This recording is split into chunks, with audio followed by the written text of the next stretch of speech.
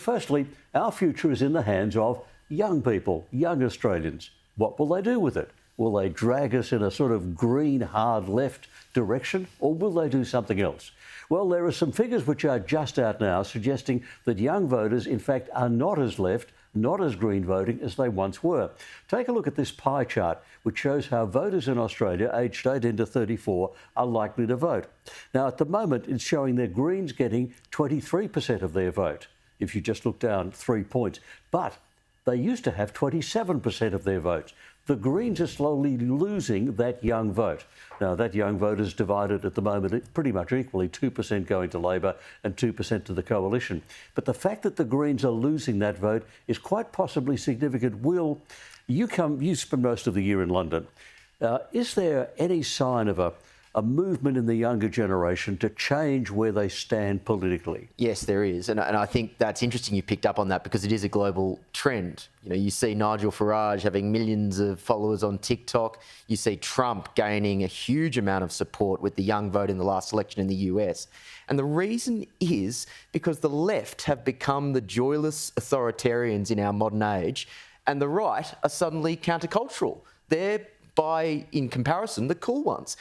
My question for us is, are there those types of Farage or Trumpian figures in Australia who can actually bring the cool factor to the right on the Liberal and Conservative side of politics? Do we need figures like that? I mean, Farage actually got Trump got 46% of the youth vote in America, which is astonishing. A big figure. Now, do we need a charismatic figure like that, or will young people just say, not happy with the left, this is where I'm going?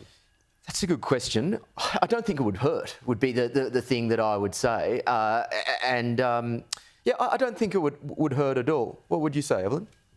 Yeah, I definitely think that regardless of who's sort of at the forefront or the face of more right-wing politics, I still think, regardless of that the young voters are going to start voting more right. The pendulum has swung politically, but I do think that having somebody that is charismatic, somebody with the essence of Trump or Farage, somebody that can kind of pull big crowds, will definitely get that happening a lot quicker than if it was, say, somebody that we've all seen for decades before in Australian politics, like Dutton. I think Dutton will serve a purpose. I think that he's definitely probably the best we have so far. But I think moving forward long term, I definitely think that we need somebody who's going to appeal to the younger crowds. But it's 2025. We've got either Dutton or Albanese. That's right. That's a realistic choice.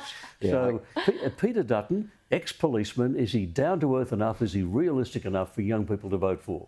Look, I think he definitely is somebody, a politician who cuts the fat straight off the meat, and I think young people like that. I think that young people like that he's not afraid to give it to the mainstream media, like you've seen him in interviews. But to be honest, yeah, I think that there is still a gap between politicians and young crowds. You're laughing there, you. It's the TikTok test, Evelyn. Can we really see a little, you know, Donald Trump-style dance from Peter Dutton? I don't know, Peter Dutton and who did that awkward hug on TV the other day. That sort of... Yeah. It's not quite the same. The Trump dance actually became a craze, didn't it? It did. Yes. But this is important. This matters in modern politics. In the age where people don't watch long debates as much as they watch short little bite-sized segments, those things matter. But the other thing I would say is this actually time for the left to have a good long look in the mirror and actually wonder why they're losing support amongst young people? I think they're a lost cause, to be honest.